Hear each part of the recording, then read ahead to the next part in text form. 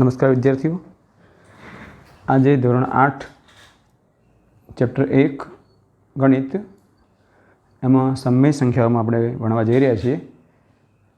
ત્યારે આ ચેપ્ટરની શરૂઆત તો ધોરણ 5, 6, 7થી શરૂ થઈ છે કે જેમાં સૌપ્રથમ પ્રાકૃતિક સંખ્યા, ત્યારબાદ પૂર્ણ સંખ્યા, પછી પૂર્ણાંક સંખ્યા નહીં સમય સંખ્યા સુધી આપણે ભણવાનું છે. આજે તારીખ 10/6/2021 ચેપ્ટર પહેલું છે સમય સંખ્યાઓ.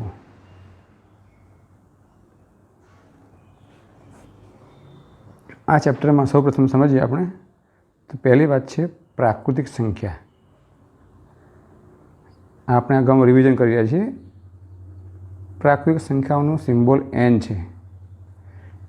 n means natural numbers. આ પ્રાકૃતિક સંખ્યાઓમાં એની શરૂઆત 1થી થાય છે. 1, 2, 3, 4થી માંડી અનંત સુધી વિસ્તરેલી છે. આ પ્રાકૃતિક સંખ્યાઓ છે. એમાં કહી શકીએ કે સૌથી નાની કઈ કહેવાય છે પ્રાકૃતિક સંખ્યા? 1. અને સૌથી મોટી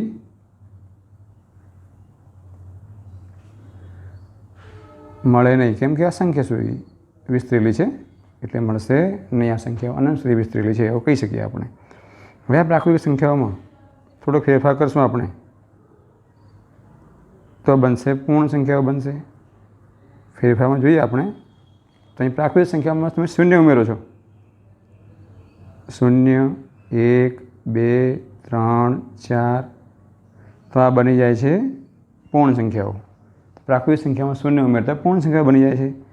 એમાં સૌથી નાની પૂર્ણ સંખ્યા કઈ છે? 0.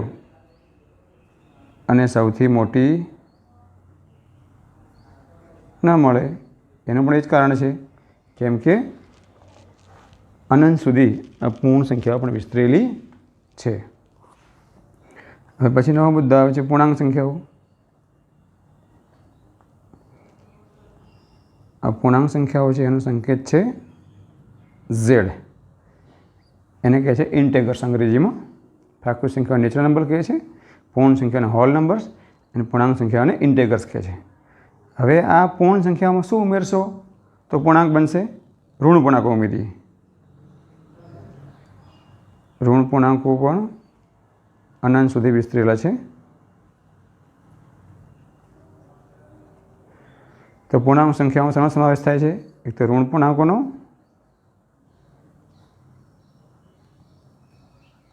પછી શૂન્ય અને ધન પૂર્ણાંકો એનો સમાવેશ થાય છે. હવે તમને એમ કહીએ કે પૂર્ણાંક સંખ્યાઓમાંથી શું કાઢી નાખીએ તો પૂર્ણ બની જાય. તો પૂર્ણાંક સંખ્યાઓમાં ત્યાં ઋણ પૂર્ણાંકો કાઢી નાખીએ તો આ વધી પૂર્ણ સંખ્યાઓ. હવે પૂર્ણાંક સંખ્યામાં બીજું શું કાઢી દઈએ તો પ્રાકૃતિક બની જાય. તો ઋણ અને શૂન્ય કાઢો તો એકલા ધન વધે છે, પ્રાકૃતિક બની જાય છે. આ અગાઉ આપણે ભણ્યા છીએ. તો પૂર્ણાંક સંખ્યામાં કોનો સમાવેશ થાય છે? ઋણ પૂર્ણાંકો, શૂન્ય અને ધન પૂર્ણાંકોનો. હવે આપણે જોઈએ સમય સંખ્યાઓ. આ સમય સંખ્યામાં શું છે એ આપણે ધોરણ 8માનો મેન મુદ્દો છે. બરાબર. એનો સિમ્બોલ છે Q, ક્વોન્ટિટી નંબર કહે એને. હવે એમાં જેમ પૂર્ણમાં પ્રાકૃતિક સમાઈ ગઈ છે, પૂર્ણાંકમાં પ્રાકૃતિક અને પૂર્ણ બંને સમાઈ ગયેલી છે, એમ સમય સંખ્યાઓમાં પ્રાકૃતિક સંખ્યાઓ, પૂર્ણ સંખ્યાઓ અને પૂર્ણાંક સંખ્યાઓ આ તમામ પ્રકારની સંખ્યાઓ સમાયેલી છે. તો આપણે કહી શકીએ આમાં કે આખો n, ગણ n, એનના બધા જ મતલબ પ્રાકૃતિક સંખ્યાઓ, આખો ગણ W અંદર આવી જશે મતલબ હોલ નંબર્સ એટલે પૂર્ણ સંખ્યાઓ, પ્લસ Z ઇન્ટેગર્સ મતલબ પૂર્ણાંક સંખ્યાઓ બધાનો સમાવેશ થાય છે. એના ઉપરાંત અન્ય વધારાની કઈ બાબતો સમાવેશ થાય છે એ જોઈએ આપણે. બરાબર છે. એમાં જોઈએ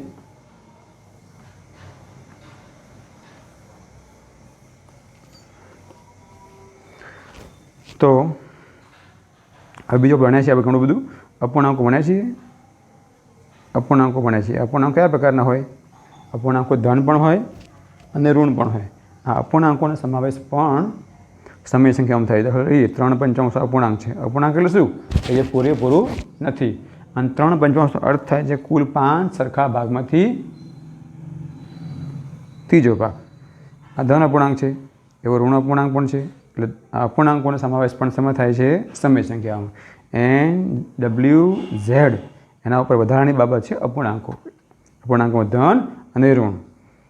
પછી લઈએ મિશ્ર સંખ્યાઓ. આ મિશ્ર સંખ્યાઓનો પણ સમાવેશ થાય છે.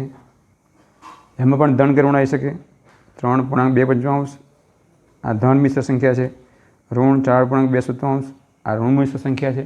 એનો પણ આ સમય સંખ્યામાં સમાવેશ થાય છે. યાદ રાખજો બધું. પછી દશાંશ સંખ્યાઓ. દશાંશ સંખ્યાઓ કોને કહીએ છીએ આપણે? કે જે સંખ્યામાં દશાંશ ચિહ્ન આવતું હોય છે તે. 0.4 છે. 0.4 દશાંશ. આ દશાંશ સંખ્યા છે. તેનો સમાવેશ પણ સમય સંખ્યામાં કરીશું. 1.25 આ પણ દશાંશ સંખ્યા છે. એનો સમાવેશ પણ આપણે સમય સંખ્યાઓમાં કરીશું. ત્યારબાદ હવે આગળ જઈએ તો જેનું વર્ગમૂળ અને ઘનમૂળ શોધી શકાય તેવી સંખ્યાઓ. હવે વર્ગમૂળ પહેલાં વર્ગ અને વર્ગમૂળ સમજવું પડશે આપણે. વર્ગ અને વર્ગમૂળ શું છે એ સમજીએ. મતલબ જેનું વર્ગમૂળ શોધી શકાય અથવા વર્ગમૂળ નીકળે તેવી સંખ્યાઓ.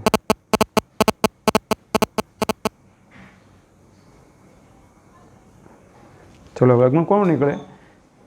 કોઈ પણ પૂર્ણાંકનો એ જ પૂર્ણાંક સાથે ફરી ગુણાકાર કરો અને જે મળે છે એ વર્ગ કહીશું. દાખલા તરીકે 3 છે. આ 3ને હું 3 વડે ગુણું તો 3 3 9 થાય છે. તો 9 છે ને આ સંખ્યાનું નામ છે વર્ગ. પણ 9 શાના આધારે બન્યા? 3ના આધારે. તો આ 3 છે ને એ 3 છે વર્ગમૂળ. મતલબ 9નું વર્ગમૂળ 3 નીકળે છે. બરાબર? મતલબ 9 એ કઈ સંખ્યાને 2 ગુણીએ તો 9 બને છે? તો 3ને. તો 9નું વર્ગમૂળ 3 છે. એટલે 9 છે જે પૂર્ણ વર્ગ છે, જે વર્ગ છે અને વર્ગમૂળ નીકળે છે. એટલે 9 પણ શું થાય છે? સમય સંખ્યા. 9 એ સમય સંખ્યા છે. એનો સમાવેશ પણ સમય સંખ્યામાં થાય છે.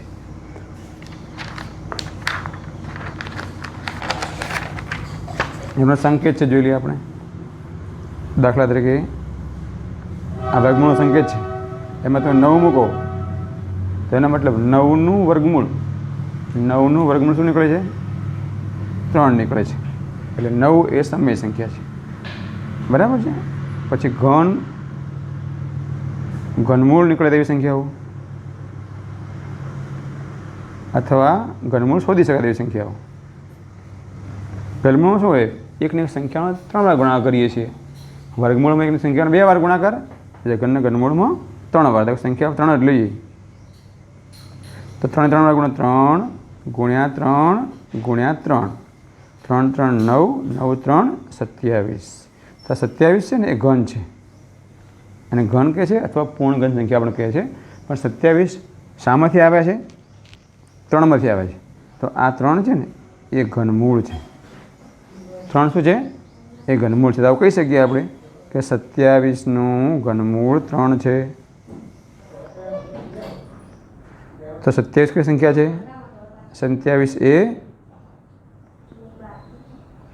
પૂર્ણ ઘન સંખ્યા છે. આ ઘનમૂળનો સંકેત કેવો છે? આ સંકેત ઘનમૂળનો છે. યાદ રાખજો આપણે. ઘનમૂળનો સંકેત કેવો હોય? વર્ગમૂળ કરી અહીં 3 લખવાના, ઘનમૂળ થઈ જાય.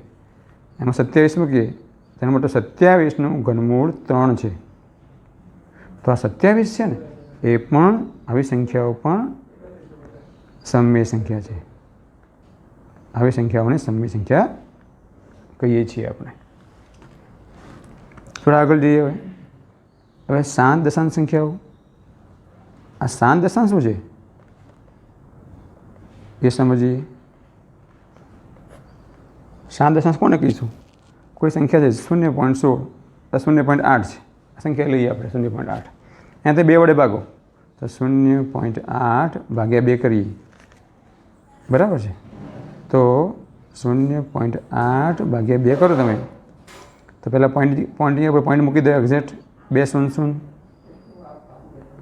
અને 2 4 8 8 નીચે ઉતારશો ને 8 નીચે ઉતાર 2 4 8 તો 0.8 ભાગ્યા 2 એટલે 0.4 આવે છે 0.4 આવે છે એટલે આ અહીં આપણે શું વધે છે કંઈ શેષ વધતી નથી તો કેવો ભાગાકાર છે નિશેષ ભાગાકાર છે કોઈ દશાંશ સંખ્યાને તમે ભાગો અને અહીંયા ભાગાકાર નિશેષ આવે તો એવી સંખ્યાઓનો સમાવેશ પણ સમમેય સંખ્યાઓમાં થાય છે એટલે 0.8 આવી સંખ્યાઓ પણ જેવી સંખ્યાઓ પણ સમમેય સંખ્યા છે પણ સમમેય છે આવું કહી શકીએ આપણે બરાબર છે હવે શીખીએ આપણે અનંત આવૃત દશાંશ સંખ્યાઓ તમને એમ કે આવું શું છે અનંત આવૃત નવો મુદ્દો છે એના વાક્યરચના મતલબ શબ્દમાં જ અર્થ સમાયેલો છે અનંત એટલે અનંત સુધી વિસ્તરેલી આવૃત મતલબ હરોળમાં આવતી સ્ટેપ બાય સ્ટેપ એવી સંખ્યાઓ છે એને દાખલા જોઈએ આપણે તમે જુઓ તો આપણે 3/11 કરીએ ઉદાહરણ જોઈએ આપણે 3/11 તો 11 ઘડિયામાં 3 આવતા નથી આપણે તો પોઈન્ટ મૂકીને 0 મૂકો અને 0 મૂકો કરો ભાગાકાર 11 2 22 બધાય કરો 8 વધ્યા આ 0 અહીં મૂક્યો 0 ઉતારો 11 7 77 બરાબર 3 મૂકો 0 મૂકીને 0 11 2 22 કેટલા વધે 8 0 મૂકીને 0 11 7 77 3 વધ્યા આ લાઈન સર 0.27 એ સંખ્યા વાળામાં ચાલી જ આવશે અનંત સુધી આવશે એટલે આવી સંખ્યાઓ છે કે અનંત સુધી આવતી હોય અને સિરીઝમાં આવતી હોય એક જેવી આવતી હોય એવી સંખ્યાઓનો પણ સમાવેશ સમમેય સંખ્યાઓ થાય છે બરાબર છે દાખલા તરીકે જોઈએ આપણે આ સંખ્યા બની 0.27 આ સંખ્યાનો સમાવેશ પણ સમમેય સંખ્યાઓ થાય છે આવી રીતે આ તો 2 અંક વાળામાં આવે છે કોઈ વાર 1 અંક આવતો હોય 0.3333 તો પણ હોઈ શકે આવું આવતું હોય 8.3333 આ સંખ્યા પણ સમયમાં આવી શકે કોઈ સંખ્યામાં 3 વાર આવતા હોય 0.351 તો પણ આ સમય સંખ્યામાં સમાવેશ થાય છે આ અનંત આવૃત દશાંશ સંખ્યા છે તો તમામ પ્રકારની સંખ્યાઓ તમે સમજ્યા આવશો એ બધી જ